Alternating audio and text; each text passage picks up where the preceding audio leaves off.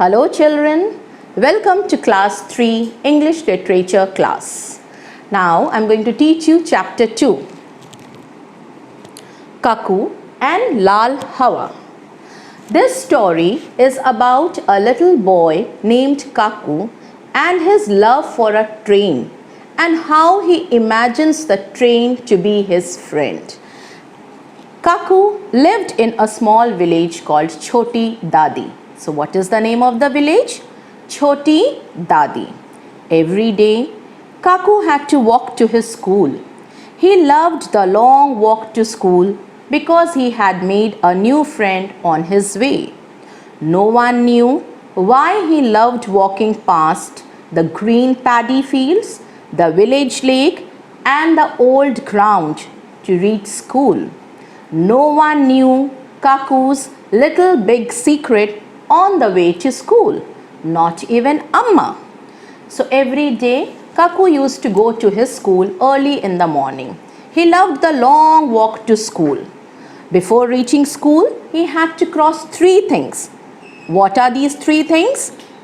Yes, the paddy fields, the village lake, and the old ground. And Kaku loved to go to the school because he had a little big secret. It was a little secret, but Kaku considered it very big. Even his mother did not know about his secret. Every morning, Kaku would be ready in his school uniform, eagerly waiting for his tiffin box. As soon as he got his tiffin box, he would run out of the house to meet his friend Lal Hawa. And every day in the morning, Kaku eagerly waited to go to school because he wanted to meet his friend Lal Hawa.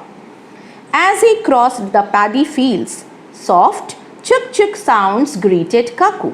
He was happiest when he heard Lal Hawa coming. He always got the best view of Lal Hawa from the top of a small mud hill near the village lake. Kaku knew just the place when the speeding Lal Hawa would whistle. He believed Lal Hawa said hello in its language when it whistled. Kaku whistled back, welcoming Lal Hawa. So, Kaku used to run across the paddy fields and climb a small mud hill near the lake and wait for Lal Hawa to come. By now you must have understood who was Lal Hawa? Yes, Lal Hawa was a red-colored train. So, Kaku climbed on the small hill to get the best view of Lal Hawa. And Kaku also knew the exact place where Lal Hawa would whistle. Even Kaku whistled back because Kaku imagined that his friend Lal Hawa used to say hello to him by whistling. Now, standing on the small hill, Kaku saw Lal Hawa become bigger and bigger. In seconds, Lal Hawa covered the whole blue sky as it chugged forward. Kaku jumped with joy. He clapped and waved as Lal Hawa chuk-chugged past him. As his eyes followed its magical wheels, he saw small hands waving to him. He ran along with Lal Hawa, waving back at the small hands. So every day, this was Kaku's routine. While going to school, he used to wait for his friend Lal Hawa. Kaku loved meeting Lal Hawa every day. He liked its red paint, its fast-moving wheels, and the chuk-chuk sound it made as it moved. Every night he prayed for Lal Hawa to stop at his village just once. Kaku loved his friend very dearly. So every night he prayed that just once his friend Lal Hawa should stop at his village Choti Dadi. One day Kaku went to his school teacher and asked, "Sir, why doesn't Lal Hawa stop at Choti Dadi?" So his teacher explained to Kaku, "See Kaku, our village is very small and Lal Hawa is very big.